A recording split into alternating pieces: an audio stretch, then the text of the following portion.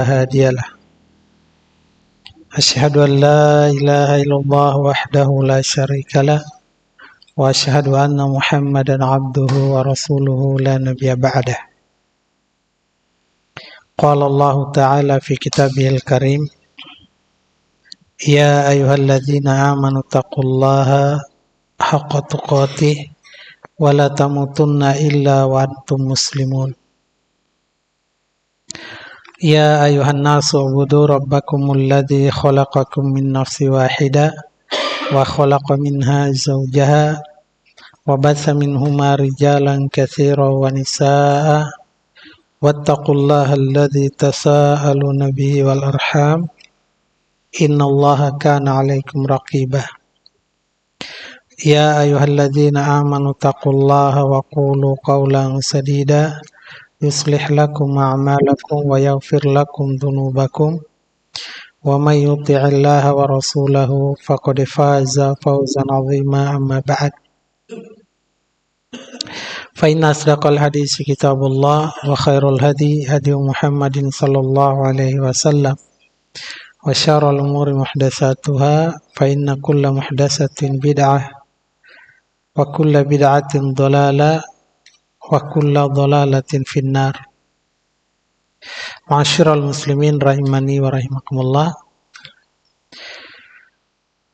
Alhamdulillah pada malam hari ini kita kembali dapat melanjutkan kajian kita membaca kitab Al-Mulakhas fi Syarhi Kitab Tauhid karya Syekh Shalih Fauzan bin Abdullah Al-Fauzan hafizahullah taala yang merupakan syarah ringkas dari Kitab Tauhid karya Syekh Muhammad bin Abdul Wahhab rahimahullah taala. Pembahasan kita merupakan lanjutan dari bab yang kita sudah baca di pertemuan yang lalu, yakni tentang hukum seputar perkara sihir. Ya, kata Syekh, bab maja'a fi sihir. Apa yang datang tentang ancaman dan penjelasan serta meniadakan tauhid serta kufurnya pelakunya, yakni as-sihir. Tentang sihir. Dan insyaallah pada malam hari ini kita masuk pembahasan tentang hadis dari sahabat Abu Hurairah radhiyallahu anhu diriwayatkan oleh Imam Bukhari dan Imam Muslim tentang 7 perkara yang membinasakan, di mana salah satunya adalah sihir. Kata Syekh rahimahullahu taala, wa an Abi Hurairah radhiyallahu anhu anna Rasulullah sallallahu alaihi wasallam qala ijtanibu sab'al mubiqat. Dari Abu Hurairah radhiyallahu anhu bahwa Rasul sallallahu alaihi wasallam bersabda, jauhilah 7 perkara yang membinasakan. Ya, jauhilah 7 perkara yang membinasakan. Qalu, maka para sahabat berkata, ya Rasulullah, ma hunna? Wahai Rasulullah, apa saja dari 7 perkara tersebut? Ya, perbuatan mana saja dari 7 perkara tersebut yang membinasakan? Ya, dinamakan al-mubiqat, yakni al-muhlikat, membinasakan. Dinamakan perkara membinasakan karena akan membinasakan pelakunya di dunia dan di akhirat. Pelakunya akan binasa di dunia dan di akhirat. Maka para sahabat bertanya, apa dari 7 perkara tersebut wahai Rasulullah? Maka Nabi sallallahu alaihi wasallam mengatakan, asyirku billah. Pertama adalah syirik kepada Allah. Perkara membinasakan. Pertama adalah asyirku billah. Bi ayat ja'ala lillahi niddan yad'uhu wa yarjuhu wa yakhafuhu. Yani dengan menjadikan Allah Subhanahu wa taala itu memiliki tandingan. Ada sesuatu yang disejajarkan dengan Allah. Yad'uhu, dia berdoa kepada Allah, namun dia berdoa juga kepada selain Allah.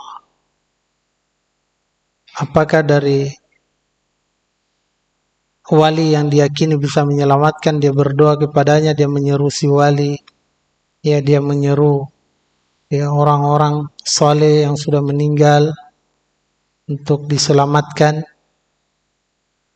Ya, maka yang diseru tersebut itu dijadikan sebagai tandingan untuk Allah. Maka itu adalah syirik, ya, asyirku billah. Wa yarjuhu, dia mengharap, ya, harapan keselamatannya, harapan kebahagiaannya, ya, harapan rezekinya. Dia arahkan harapan itu kepada Allah, namun juga kepada selain Allah. Ini dijadikan Allah memiliki tandingan. Wa yakhafuhu, dan juga takut kepada selain Allah Subhanahu wa taala.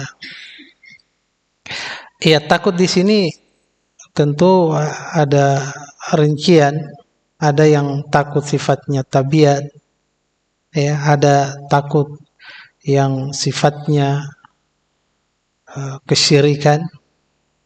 Ya, takut yang sifatnya kesyirikan di sini, ya, takut yang disertai dengan pengagungan. Ya.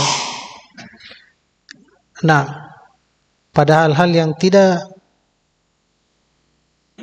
ada kaitannya, tidak ada pengaruh, ya, yang bisa, ya, menyebabkan adanya rasa takut pada orang tersebut. Ya. Misalnya dia takut, ya, lewat kuburan karena takut diganggu, ada makhluk halus. Ya, takut-takut seperti ini merupakan rasa takut yang mengantarkan seseorang kepada kesyirikan. Nah, kemudian allati haramallah, taib. Yang pertama tadi asyirku billah. Kemudian yang kedua adalah as-sihir. Ya, sihir. Dan sihir, sebagaimana yang kita sebutkan di pertemuan yang lalu, itu bisa mengakibatkan sakit pada yang disihir, sampai bisa menyebabkan gila, kemudian bahkan bisa terbunuh karena pengaruh sihir, bisa merusak anggota badan, bisa merusak akal. Ya. Nah, dan ikhwani fillah rahimani wa rahimakumullah, sihir itu merupakan bagian dari syirik. Ya, sebagaimana yang kita sebutkan pertemuan yang lalu, bahwasanya tidaklah sihir itu kecuali di dalamnya ada unsur kesyirikan. Ya, sihir ada keterkaitannya dengan kesyirikan. Persekutuan dengan jin, minta pertolongan kepada syaitan. Ya. Dan di sini Nabi Shallallahu Alaihi Wasallam menyebutkan pertama adalah yang membinasakan adalah kesyirikan. Kemudian yang kedua adalah sihir. Sementara sihir itu adalah bagian dari kesyirikan. Kenapa dikhususkan sihir di sini? Padahal sudah masuk poin yang pertama, yakni kesyirikan. Ya, karena sihir ini memberikan pengaruh yang sangat besar, kerusakannya dalam kehidupan, permusuhan, ya, pembunuhan, itu efek-efek dalam perkara dunia, ya, kejelekan terkait dengan perkara dunia, belum lagi kejelekan berkaitan dengan akhirat, binasanya agama seseorang, ya, akibat dari sihir itu. Olehnya itu, ikhwan fillah, para ulama ya, itu menyebutkan bahwa tukang sihir itu, walaupun dia sudah bertaubat, itu tetap dia dihukum bunuh. Ya, ini dalam syariat. Ya, dibunuhnya dia karena sebagai had, sebagai hukuman bagi dia atas perbuatannya melakukan sihir. Nah, tapi ini perhatikan hukum yang terkait dengan kenegaraan. Yang menentukan hukuman membunuh tukang sihir itu adalah pemerintah. Ya, jangan sampai terjadi seperti kasus-kasus di masa lalu, ya, awal-awal setelah reformasi, dengan isu dukun santet, tukang sihir, akhirnya main bunuh, ya, orang dibunuh, main hakim sendiri. Itu hal yang tentu menyelisihi dalam menerapkan hukum. Ya, yang berurusan dengan masalah ini adalah pemerintah. Dan ini dikuatkan pula oleh Syekh Shalih Fauzan hafizahullah dalam syarah Nawaqidul Islam, ya, syarah tentang pembatal keislaman, ya, di mana poin pembatal keislaman di pembahasan tersebut adalah sihir. Beliau menyebutkan bahwa tukang sihir itu dia dihukum bunuh walaupun dia sudah bertaubat, ya, karena ketika dia sudah bertaubat tidak ada jaminan untuk dia melakukan pembunuhan dengan sihirnya. Nah, maka dibunuhnya itu dalam bentuk menerapkan hukum had kepadanya, ya, sebagai hukuman bagi dia atas perbuatannya tersebut. Kemudian yang ketiga, wa qatlun nafsil lati harramallahu illa bil haqq. Yang ketiga adalah membunuh jiwa yang diharamkan oleh Allah untuk dibunuh. Ya, membunuh jiwa yang diharamkan oleh Allah untuk dibunuh. Illa bil haq, kecuali dengan hak, yaitu kecuali dengan sebab yang membolehkan dia atau bahkan diharuskannya dia untuk dibunuh. Jadi ya, jiwa yang diharamkan untuk dibunuh, ya, itu bisa saja dibunuh tapi dengan ketentuan, ya, kecuali dengan perkara yang membenarkannya untuk dibunuh. Illa bil haq, kecuali dengan hak. Ya, yani maksudnya bi fi'lin mujibin lil qatli, yani boleh dibunuh dengan sebab melakukan perbuatan yang mengharuskan dia untuk dibunuh. Ya, la yahillu damu mri'in muslim illa bi ihda thalathin. Tidaklah halal darah seorang muslim kecuali dengan 3 sebab. Ya.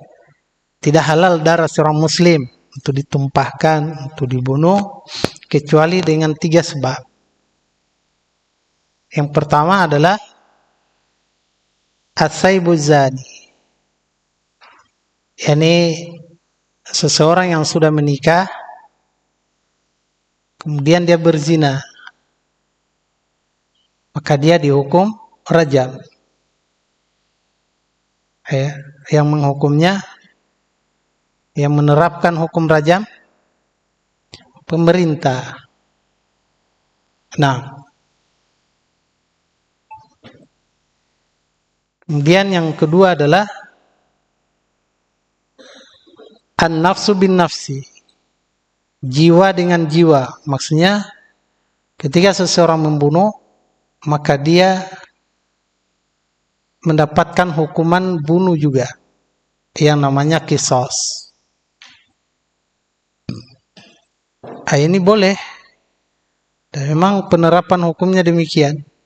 Hanya yang menerapkannya siapa? Pemerintah juga.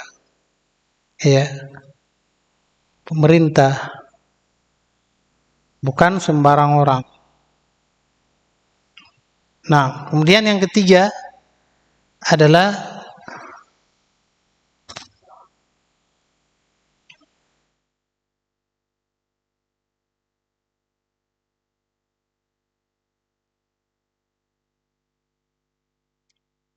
orang yang murtad.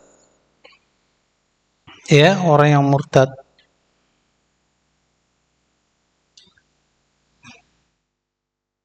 Al-mufarriqu lil jamaah, juga yang keluar dari, memisahkan diri dari al-jamaah.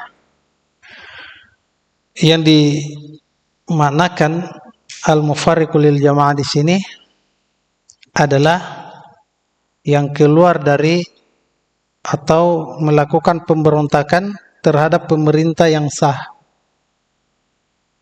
Ya. Melakukan pemberontakan terhadap pemerintah yang sah. Jadi kalau dalam hukum Islam, pemberontak itu memang ya dihukum bunuh. Ya, termasuk orang yang murtad, keluar dari agama Islam. Nabi SAW mengatakan, ya, man baddala dinahu faqtuluh. Barang siapa yang menukar, mengganti agamanya, tadinya Muslim, tadinya Islam, kemudian keluar dari agama Islam, maka ya, bunuhlah dia. Tapi lagi-lagi yang menerapkan ini pemerintah, ya, pemerintah. Baik, dan kita di hadapan Allah Subhanahu wa taala tidaklah dimintai kecuali tanggung jawab kita. Kalau tanggung jawabnya orang lain, ya di hadapan Allah urusannya dia, di hadapan Allah Subhanahu wa taala. Nah, dan masing-masing kita dihisab berdasarkan pelaksanaan tanggung jawab kita, kewajiban kita. Nah, jadi demikian ikhwan fillah. Yang ketiga, termasuk perkara yang membinasakan adalah membunuh jiwa yang diharamkan untuk dibunuh. Termasuk yang haram untuk dibunuh, ya, selain seorang muslim, orang kafir pun tidak boleh dibunuh, kecuali kafir harbi. Kafir harbi, yakni memang terlibat kontak senjata dalam pertempuran. Tapi kalau kafir zimmi, yakni kafir yang dia hidup berdampingan di daerah, di negeri kita, masyarakat kita, maka itu tidak boleh. Ya.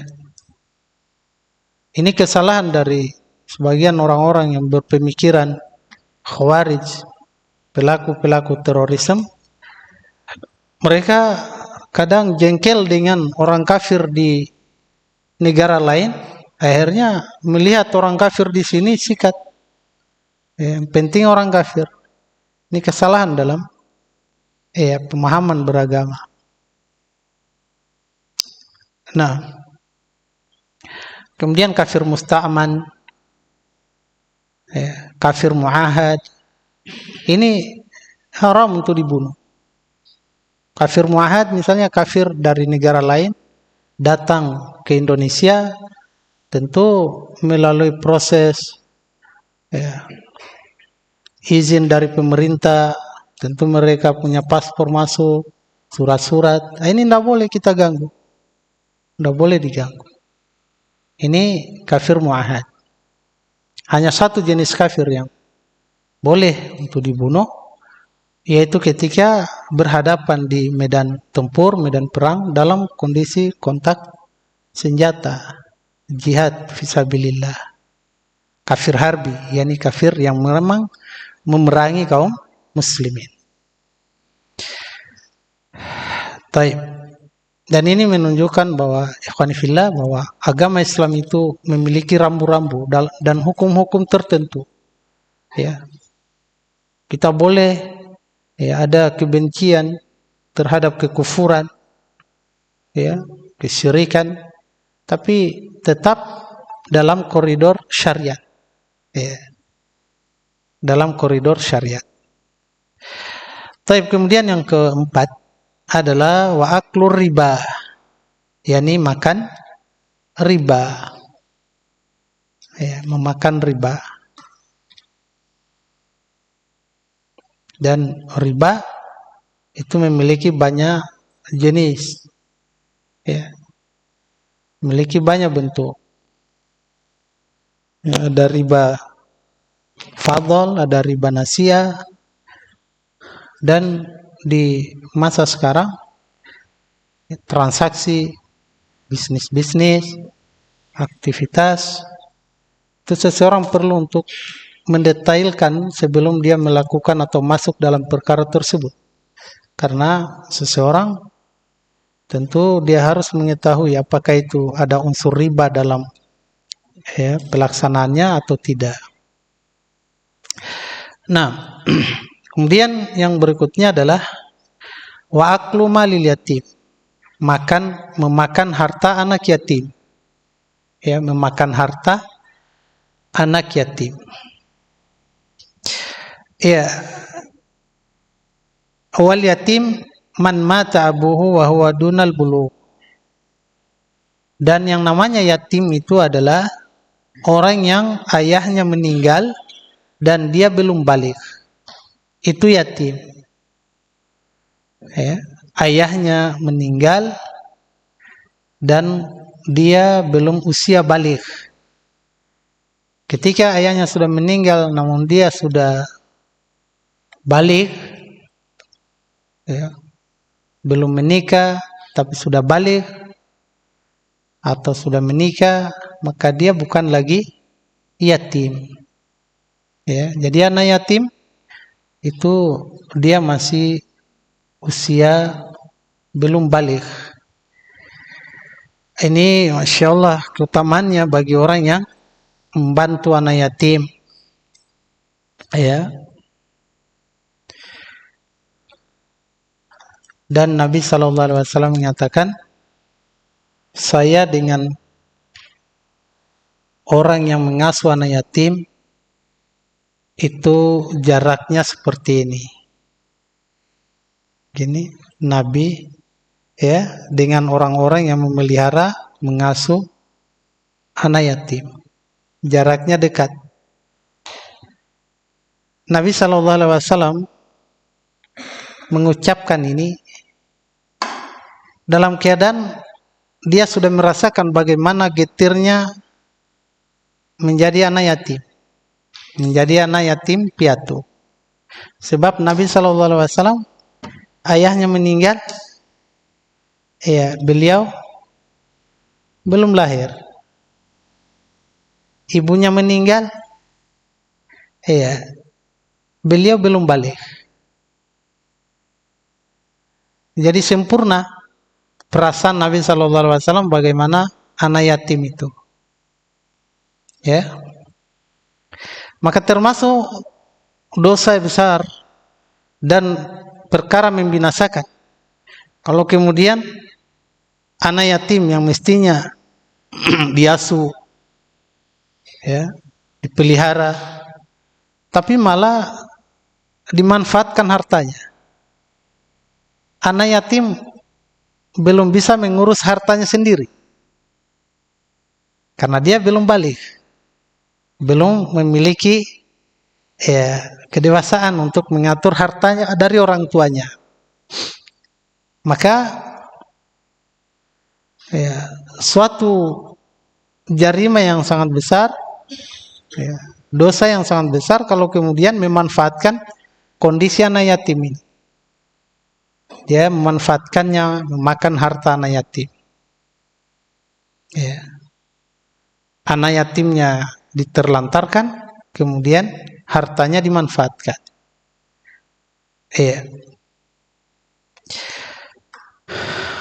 Kemudian yang berikutnya, yang keenam, watawalli yaumaz zahfi, lari dari medan pertempuran ketika perang sementara berkecamuk, berhadapan dengan musuh, dia malah lari.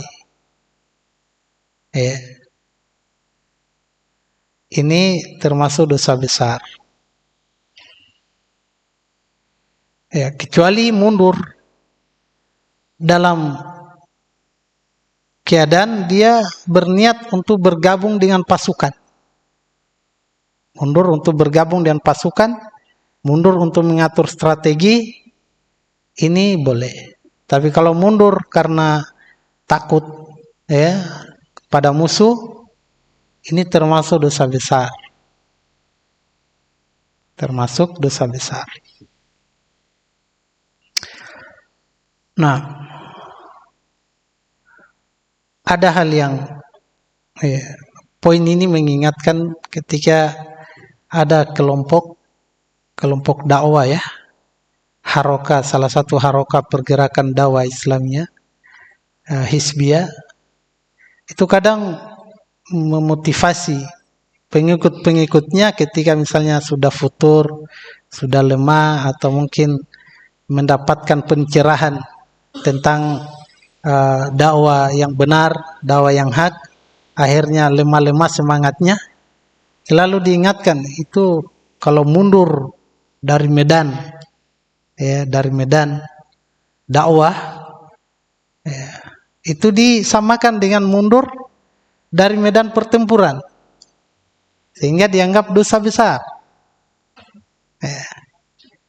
Ini kesalahan pemahaman dalam berdalil dan kemudian mengikat pengikut-pengikutnya dengan hal-hal seperti ini. Mundur lari dari medan perang disamakan dengan orang ketika keluar dari suatu kelompok hizbiyah karena mendapatkan pencerahan tentang dakwah tauhid, dianggap lari dari medan peperangan. Nah, sehingga jangan, bahkan ada yang lebih ekstrem dari itu, ikhwan fillah. Ada kelompok-kelompok, aliran-aliran yang menyimpang di dalam Islam, kadang ketika keluar dari kelompoknya dianggap kufur, dianggap kufur. Nah, baik ikhwan fillah rahimani wa rahimakumullah. Kemudian yang ketujuh adalah al-muhsanatil ghafilat al-mu'minat. Taib. Wa qazful muhsanati al-ghafilat al-mu'minat.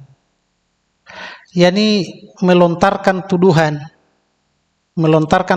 kepada wanita-wanita yang menjaga diri, wanita-wanita yang tidak tahu menahu tentang perbuatan zina, wanita yang menjaga diri lagi beriman kemudian dituduh berzina. Ini termasuk dosa besar,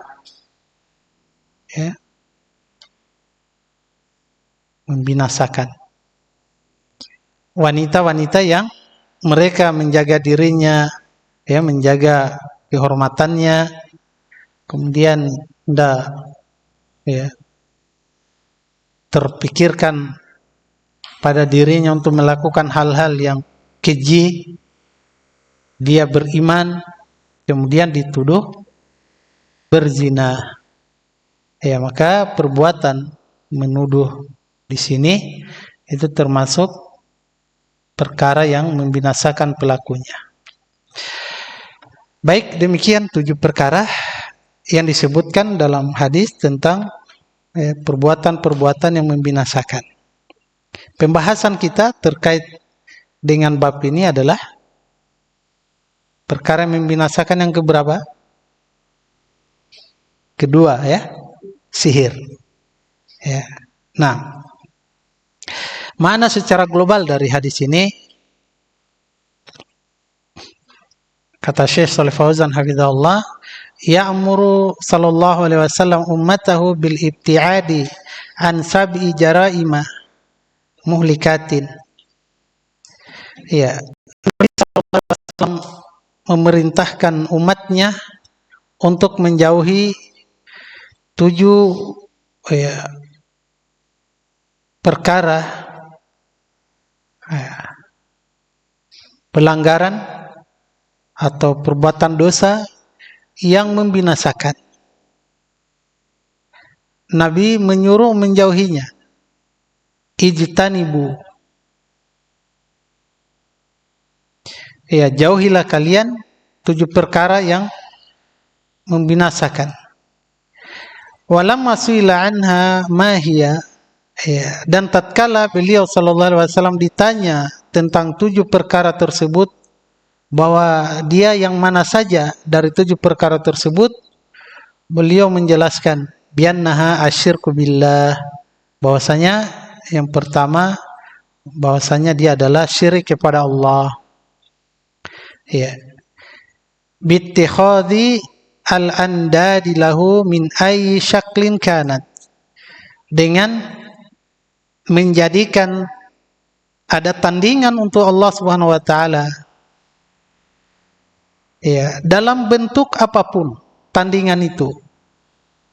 Apakah dalam bentuk, ya, keris-keris atau senjata yang dikeramatkan, ya, apakah dalam bentuk batu kecil yang dikeramatkan, yang dianggap sebagai penjaga, ya, atau pelindung untuk dirinya, atau mungkin bungkusan-bungkusan kecil yang selalu digantung di tempat jualan dengan keyakinan itu pelaris dagangannya. Itu tandingan untuk Allah. Jadi dalam bentuk apapun, ya, apakah ruh-ruh yang sudah meninggal yang diyakini melindungi atau bisa mengganggu, ataukah jin-jin yang, ya, didekati supaya tidak mengganggu, ini bentuk tandingan untuk Allah. Maka Syekh mengatakan, ya, min ay syaklin kanat, bentuknya dalam, ya, bentuk apapun, ya, ketika dia menjadi tandingan untuk Allah, maka itulah kesyirikan. Dan Nabi SAW ditanya, ya, ayu dzambi a'zam, dosa apakah yang paling besar wahai Rasulullah? Maka Nabi SAW mengatakan, anta ja'ala lillahi niddan wa huwa khalaqak, engkau menjadikan Allah Subhanahu wa taala itu memiliki tandingan yang disejajarkan, ya, dengan Allah, sementara Allah yang menciptakan kamu, kata Nabi sallallahu alaihi wasallam. Kau menjadikan ada sesuatu sebagai tandingan untuk Allah, padahal Allah yang menciptakan engkau. Ya. Wa bada'a bisyirki li'annahu a'dhamu dzunub. Kata Syekh rahimahullah, hafizahullah ta'ala, Nabi SAW menyebutkan 7 perkara ini.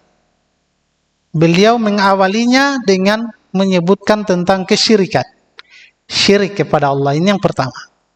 Kenapa dimulai atau diawali dengan penyebutan syirik? Karena syirik adalah a'dhamudz dzunub, dosa yang paling besar dari dosa-dosa besar. Ya. Kezaliman yang paling besar. Sebagaimana kata Allah Subhanahu wa taala mengisahkan tentang nasihat Luqman kepada anaknya.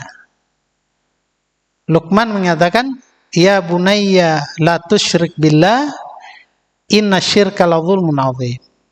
Wahai anakku, jangan sekali-kali engkau menyekutukan Allah, karena sesungguhnya perbuatan tersebut merupakan kezaliman yang sangat besar. Nah, maka Nabi SAW memulai penyebutan tentang 7 perkara membinasakan, mengawalinya dengan menyebutkan tentang syirik. Nah, kemudian wa qatlin nafsi allati mana'allahu min qatliha illa bimasugin syar'iyyin, dan juga membunuh jiwa yang Allah Subhanahu wa taala melarang dari membunuhnya kecuali ada alasan yang syar'i, ada izin yang syar'i. Kita sudah sebutkan tadi izin atau alasan syar'i dibolehkannya menghilangkan nyawa. Tadi adalah seseorang yang sudah menikah kemudian berzina, maka dia dihukum rajam. Yang membunuh maka dia juga dikisos. Kemudian orang yang murtad mengganti agamanya dan keluar dari al-jamaah, memberontak terhadap penguasa.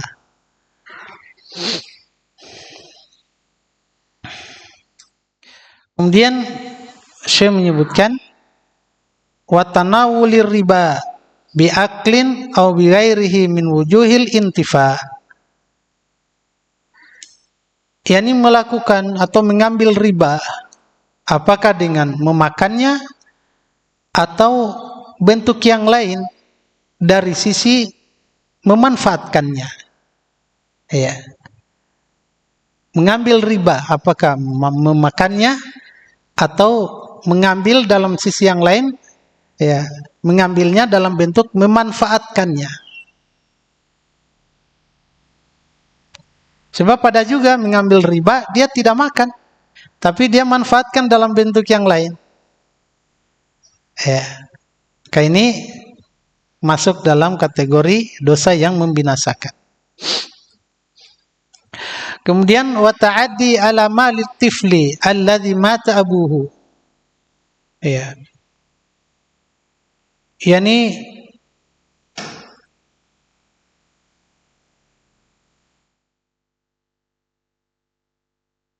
melakukan pelampauan batas,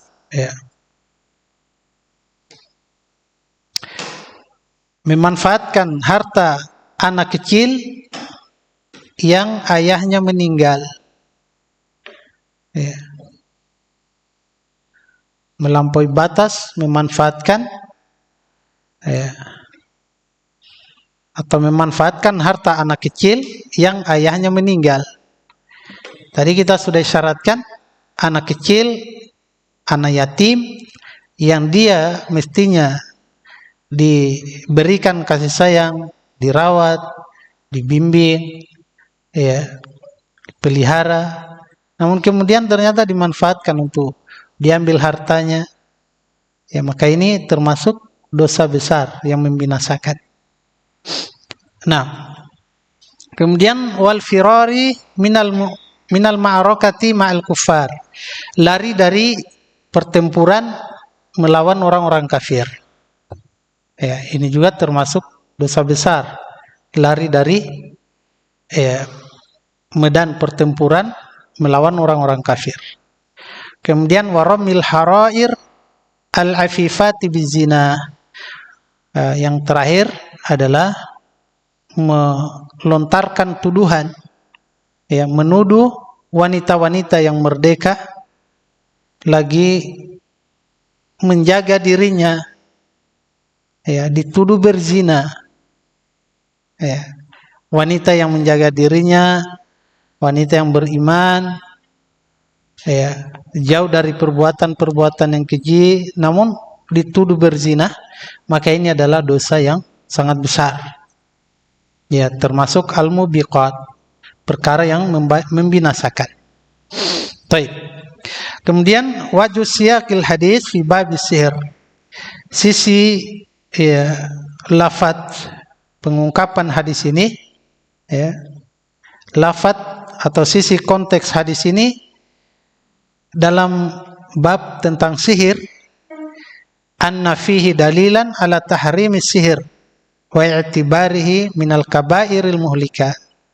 Bahwasanya dalam hadis, ya, pada hadis ini terdapat dalil tentang haramnya sihir, ya, haramnya sihir, dan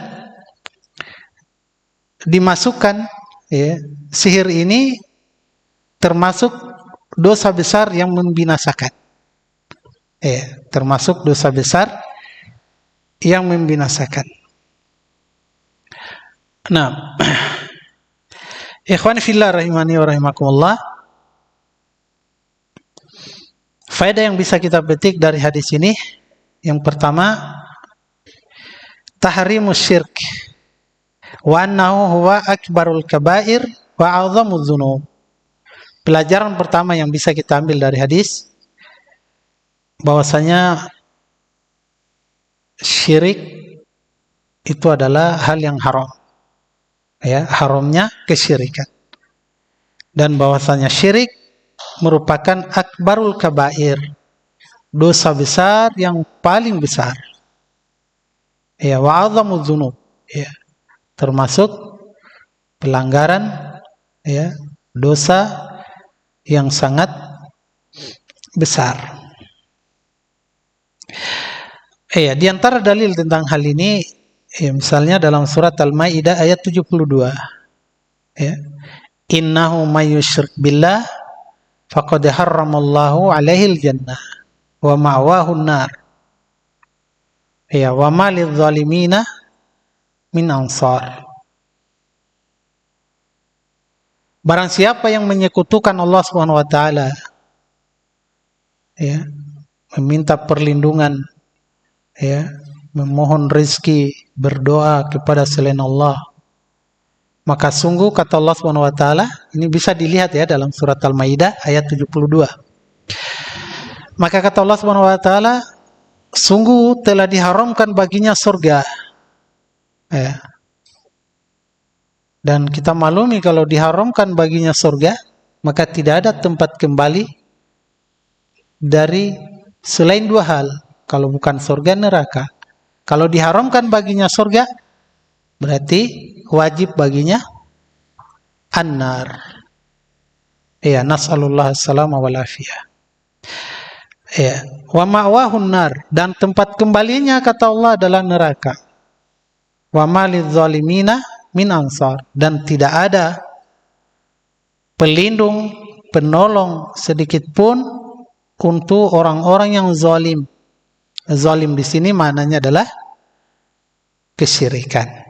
Sebagaimana yang kita sebutkan tadi tentang nasihat Luqman kepada anaknya. Baik. Kemudian yang lebih, ya, di antara hal yang juga termasuk menjadi renungan bagi seseorang adalah ancaman Allah Subhanahu wa taala kepada para nabi. Ya, ancamannya kepada para nabi dan juga kepada Nabi sallallahu alaihi wasallam. Kata Allah Subhanahu wa taala, "Wa laqad uhiya ilaika wa ilal ladzina min qablik la in asyrakta la yahbatanna 'amaluk." Ya. Wala takunanna minal khosirin. Dan sungguh benar-benar kami telah mewahyukan kepadamu, wahai Muhammad, telah mengingatkan kepadamu wahai Muhammad dan kepada nabi-nabi sebelummu bahwasanya, ini peringatannya, bahwasanya lain asyrakta, jika engkau berbuat kesyirikan, la yahbatonna amaluk, maka sungguh benar-benar amalanmu akan terhapus. Ya. Dan engkau akan menjadi orang-orang yang merugi. Ayat ini turun terkait dengan ancaman ya, kepada Rasul sallallahu alaihi wasallam dan juga kepada nabi-nabi sebelum beliau. Dan tentunya ini juga ancaman bagi ya, manusia selain mereka. Nah, maka ya ikhwan fillah rahimani wa rahimakumullah, kesyirikan itu adalah hal yang patut ya, untuk selalu terus-menerus kita mewaspadainya. Nah, kemudian faedah yang kedua adalah tahrimus sihir. Haramnya sihir. Yang melakukan sihir atau minta untuk disihirkan, ini pelakunya ya sama ya, jatuh dalam perkara yang membinasakan ya. Dan sihir itu bagaimana yang telah kita sebutkan bentuknya ya, apakah dalam bentuk ikatan-ikatan tali, buhul-buhul, kemudian ditiup, dikasih mantra-mantra, ya, dan yang semisalnya, ya, ini termasuk hal-hal yang membinasakan pelakunya dan orang yang minta untuk disihirkan. Dan orang yang terkena sihir, ada indikasi, misalnya terkena sihir, maka jangan dia mengobatinya juga dengan sihir. Ya. Ini termasuk perkara yang juga dia terjatuh dalam perkara membinasakan. Mengobati sihir tapi dengan melakukan sihir. Adu kekuatan. Ya. Dalam syariat kita, sihir pengobatannya adalah dengan ruqyah. Dibacakan apakah dengan ayat-ayat Al-Quran atau dengan ya doa-doa dari hadis Nabi Sallallahu Alaihi Wasallam. Nah, itu hal yang ditempuh. Nah, kemudian yang berikutnya, yang ketiga adalah tahrimu qatlin nafsi bighairi haq. Haramnya membunuh jiwa dengan tanpa alasan yang benar. Ya. Haramnya membunuh jiwa dengan tanpa alasan yang benar. Allah Subhanahu wa taala berfirman dalam surat An-Nisa ayat 93. Ya, wa may yaqtul mu'minan muta'ammidan fajazaohu jahannam khalidan fiha wa ghadiballahu alaihi wa la'anahu wa a'adda lahu adzaban 'azima. Barang siapa yang membunuh seorang mukmin dengan sengaja, membunuh dengan sengaja, ya, dia persiapkan, dia cari kesempatan yang baik, ya, dengan sengaja dia membunuh. Maka kata Allah Subhanahu wa taala, fajazauhu jahannam. Maka balasan baginya adalah neraka jahanam. Ya. Apakah cukup sampai di situ? Tidak. Ancamannya lagi khalidan fiha, kekal di dalamnya. Ya, kekal di dalamnya. Nah, ini butuh ada pertanyaan di sini. Apakah membunuh itu termasuk perbuatan kekufuran?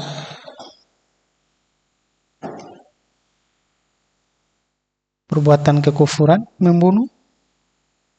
Sebab di sini disebutkan kekal di dalamnya. Yang kekal di dalam neraka itu siapa? ya, orang-orang kafir, orang-orang musyrik. Ya, sekarang membunuh, ancamannya di sini kekal dalam neraka jahanam. Apakah membunuh termasuk perbuatan kufur atau hanya dosa besar yang tidak mengeluarkan dari Islam? Ya, membunuh sepanjang dia tidak menghalalkannya, dia tidak meyakini halal membunuh, maka itu tidaklah termasuk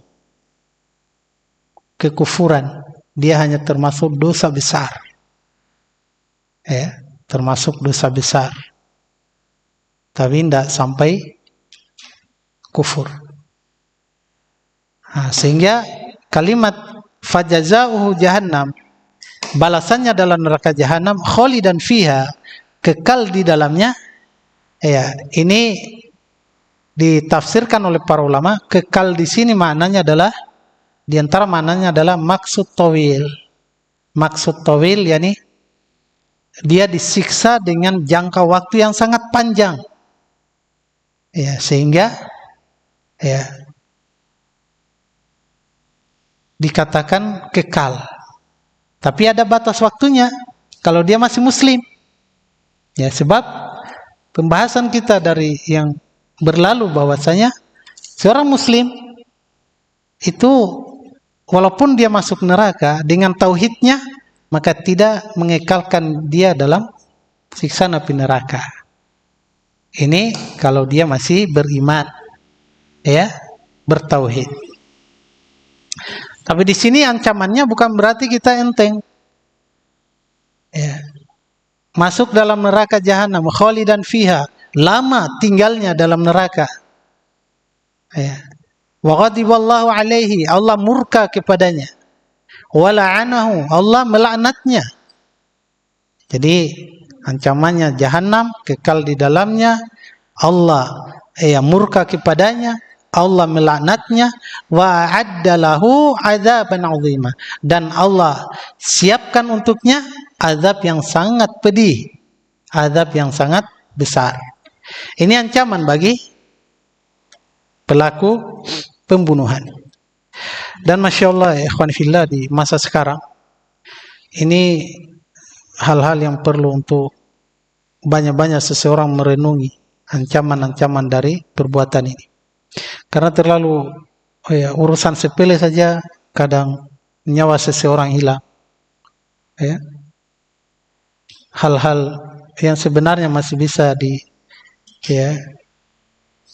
selesaikan dengan cara yang baik, kadang-kadang langsung parang melayang. Ya.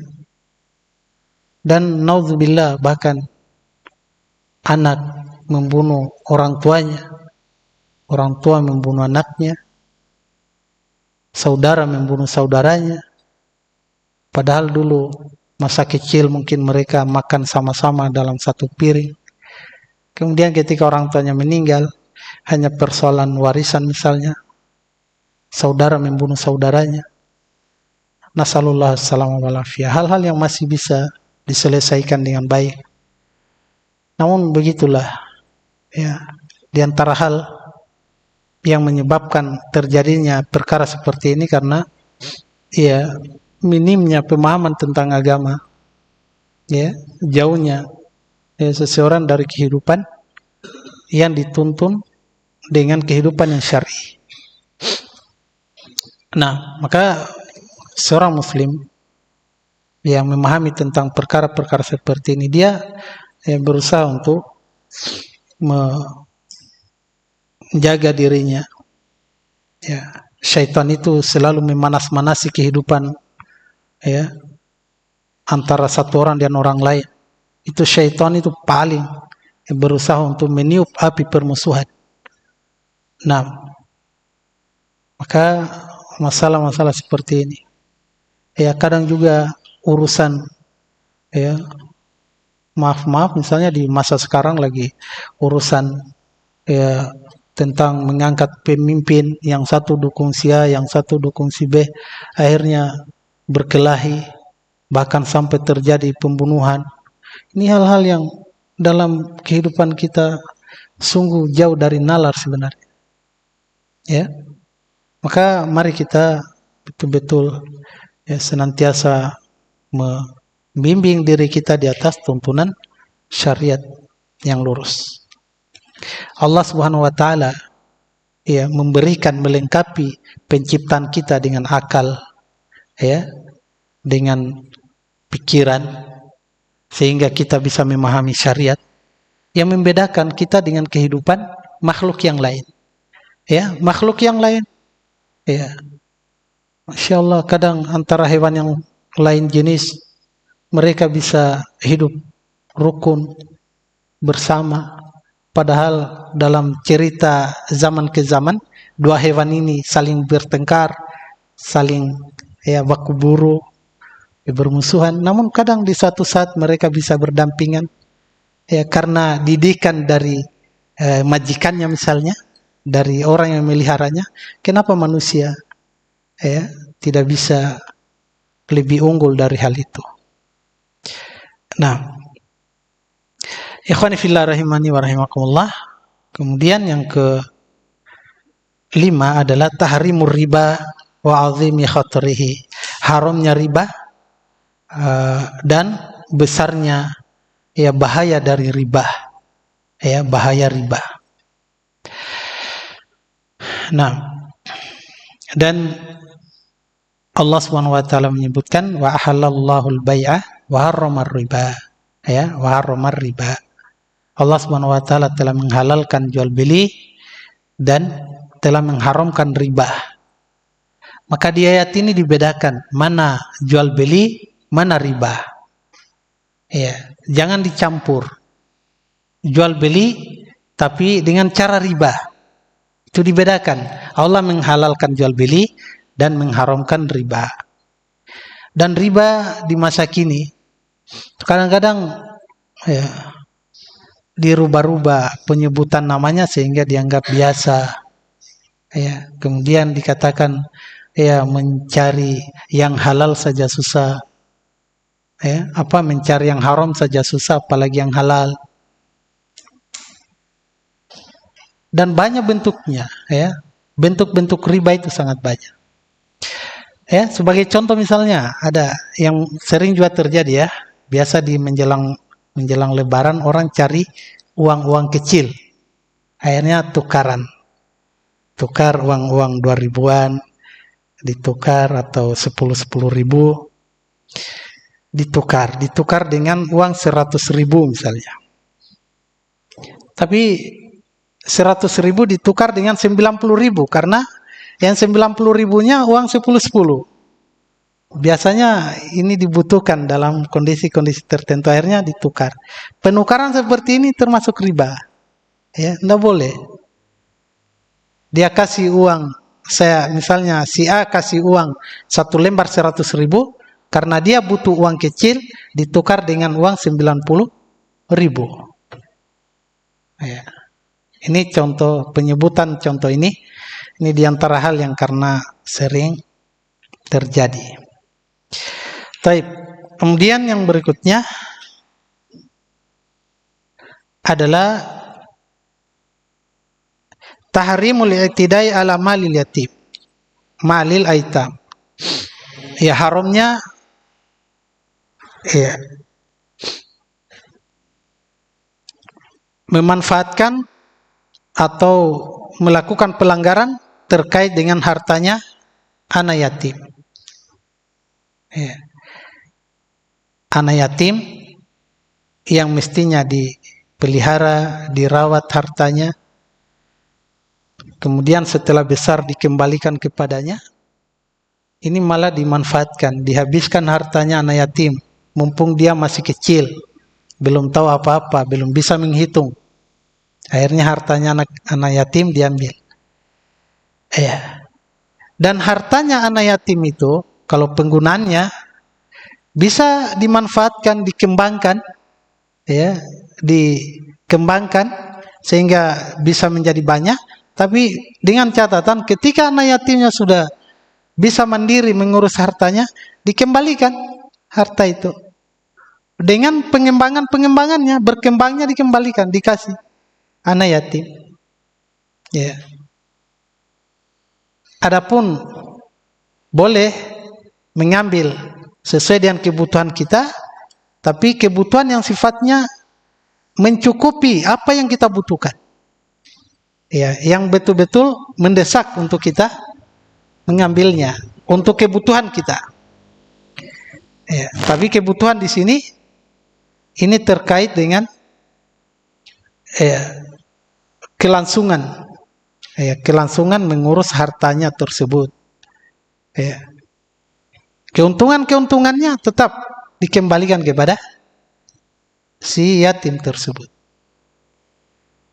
Nah, yang seperti ini dalam kehidupan kita sangat jarang. Tapi syariat kita menuntunkan seperti itu. Ya. Saya kadang perhatikan anak-anak santri misalnya. Anak-anak santri kalau dijenguk dalam satu pekan orang tuanya datang. Ya. Orang tuanya datang, lengkap ayah ibu datang. Ada santri yang tidak punya orang tua. Saya membayangkan bagaimana perasaannya dia ketika temannya dijenguk oleh orang tuanya. Ya, itu luar biasa. Seperti itu. Dan kira-kira misalnya teman-temannya santri-santri, merasakan juga perasaannya temannya. Dia tersenyum bahagia, datang oleh-oleh kiriman dari orang tuanya. Dia tidak memikirkan mana orang tuaku. Nah, maka seperti ini khanillah harus ada perhatian kasih sayang kepada orang-orang yang seperti ini. Nah, apalagi kalau kemudian anak yatimnya dari masa kecilnya dijaga dengan baik, dididik, dipahamkan tentang agama sehingga dia selamat dari terkaman hal-hal yang membinasakan dari pergaulan-pergaulan luar. Ini amalan yang sangat mulia, ikhwan fillah. Amalan yang sangat mulia. Nah, kemudian yang berikutnya adalah tahrimul firar minaz zahfi, haramnya lari dari pertempuran melawan orang-orang kafir. Baik. Kemudian yang ke-9, tahrimul qazfi bizina wal liwat. Haramnya menuduh seseorang dengan perbuatan zina atau liwat. Apa itu liwat?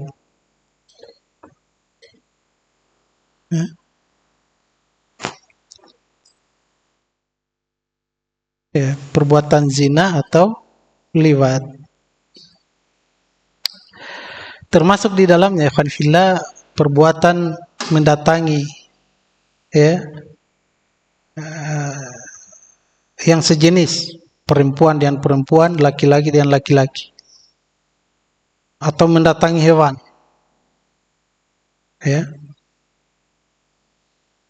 Mendatangi tanda kutip yang belum paham biarkanlah belum paham dulu. Itu termasuk jarima yang sangat besar, dosa yang sangat besar. Dan ini juga sering diingatkan perbuatan ada kecenderungan suka sesama jenis, ini hal yang membahayakan.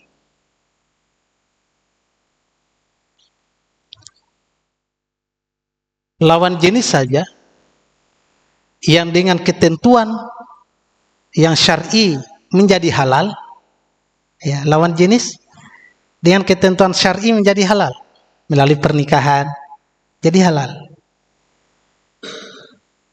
Sesama jenis tidak ada sama sekali. Tidak ada ketentuan syar'inya yang tadinya tidak boleh menjadi boleh, tidak ada. Makanya diperhatikan. Di antara hal yang patut dijaga itu juga terkait dengan kondisi ya di pesantren, santri putri sama-sama putri, sama santri putra sama-sama putra. Dan ini hal yang patut untuk selalu diwaspadai di berbagai pesantren. Ya, di berbagai pesantren. Sebab kebersamaan yang rutin, ya, kebersamaan yang rutin, terus menerus, baring sama-sama, cerita sama-sama, makan sama-sama, ya, dan tidak terlintas pikirannya kepada lawan jenis. Akhirnya sama-sama, akhirnya muncul perasaan. Perasaan ini harus diwaspadai, baik laki-laki ataupun perempuan. Ini dijaga. Dan penyakit seperti ini itu penyakit yang berantai. Korban kadang juga ikut menjadi pelaku, mencari korban lain. Dan ini susah sembuhnya. Ini hal yang betul-betul dijaga. Dan kepada teman-teman pengurus, ini bagian yang harus diketatkan. Biasa ada gejala-gejala, itu harus pandai untuk diperhatikan. Nah, ikhwani fillah rahimani wa rahimakumullah, kemudian yang terakhir, anna qadfal kafir laisa minal kabair. Bahwasanya menuduh orang kafir dengan perbuatan keji seperti ini, perbuatan zina dan semisalnya, itu bukanlah termasuk dosa besar. Yang tadi termasuk dosa besar kan orang yang beriman. Adapun orang kafir tidak termasuk dosa besar menuduhnya. Ini dari sisi syariat. Perhatikan, ini dari sisi syariat.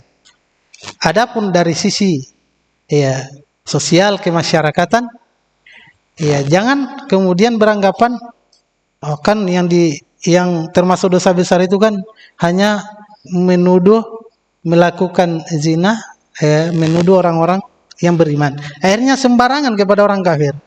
Boleh mereka kita tuduh begitu. Ya, tetap kita harus selalu menjaga diri, menjauhi hal-hal yang menimbulkan kekacauan, menimbulkan hal yang tidak harmonis di tengah kehidupan bermasyarakat. Ini dijaga. Dan ingat, ikhwan fillah, seorang muslim itu man salimal muslimuna min lisanihi wa yadihi. Muslim itu adalah orang yang lisannya dan tangannya itu aman bagi orang lain. Orang lain aman dari dia. Itu muslim. Maka dari hal ini pula, ikhwan fillah, hendaknya kita berusaha untuk menjadi sosok seorang muslim yang bisa menjaga diri dari hal-hal yang membinasakan, termasuk apa yang disebutkan di dalam hadis ini, 7 perkara yang membinasakan. Baik, barakallahu fikum. Demikian ikhwan fillah rahimani wa rahimakumullah pembahasan kita. Semoga Allah SWT memberi taufik kepada kita semua. Kita tutup dengan doa kafarah majelis. Subhanakallahumma bihamdik asyhadu an la ilaha illa anta astaghfiruka wa atubu ilaik.